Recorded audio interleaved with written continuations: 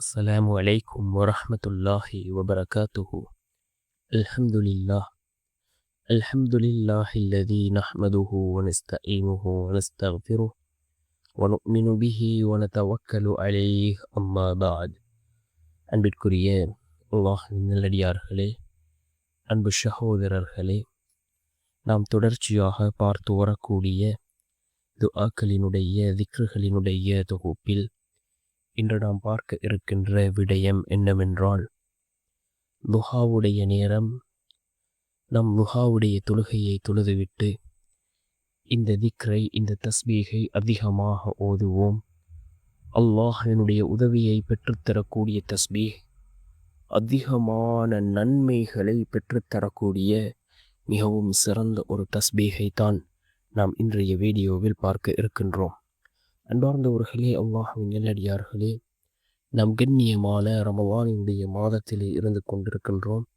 இந்த ரமலானினுடைய மாதத்தில் நாம் இந்த தஸ்பீகை ஓதுவோம்.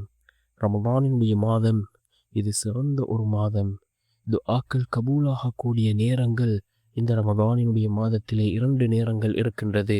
ஒன்று சஹருடைய நேரம், மற்ற நேரம் அதாவது இஃப்தாருடைய நேரம். இந்த நேரங்களில் நாம் கேட்கக்கூடிய துஆக்கள் அனைத்தும் அல்லாஹ்விடத்திலே கபூலாகும். அன்பார்ந்த சகோதரர்களே, அல்லாஹ்வின் நல்லடியார்களே, அதே போன்று லுஹாவுடைய நேரம் மிக முக்கியமான ஒரு நேரம். லுஹாவுடைய நேரம் எப்பொழுது ஆரம்பமாகின்றது என்றால், சூரியன் உதயமானதிலிருந்து ஒரு அரை மணித்தியாலம் கழித்ததிலிருந்து லுஹருடைய அதானுக்கு இடைப்பட்ட அந்த நேரம் இருக்கின்றது. இது லுஹாவுடைய நேரம். அன்னை ஆயிஷா ரலியல்லாஹு அன்ஹா அவர்கள் கூறினார்கள், ரசூலுல்லாஹி ஸல்லல்லாஹு அலைஹி வஸல்லம் அவர்கள் இந்த லுஹாவுடைய தொழுகையை வழமையாக தொழுது வரக்கூடியவர்களாக இருந்தார்கள் என்று அன்னை ஆயிஷா ரலியல்லாஹு அன்ஹா அவர்கள் கூறுகிறார்கள். யார் இந்த லுஹாவுடைய தொழுகையை வழமையாக தொழுது வருகிறாரோ அவருடைய வாழ்க்கையில் உள்ள வறுமைகளை அல்லாஹ் நீக்குகின்றான் என்று கூறினார்கள். அருமை நாயகம் ஸல்லல்லாஹு அலைஹி வஸல்லம் அவர்கள் அந்த அளவுக்கு சிறப்பு மிகுந்த ஒரு தொழுகை, சிறப்பு மிகுந்த ஒரு நேரம் இந்த லுஹாவுடைய நேரமாக இருக்கின்றது. நாம் இந்த நேரத்தில் அல்லாஹ்விடத்திலே தொழுது பிரார்த்தனை செய்வோம். நிச்சயமாக அல்லாஹ் நமக்கு உதவி செய்வான். இந்த துஆ மிக முக்கியமான ஒரு துஆ.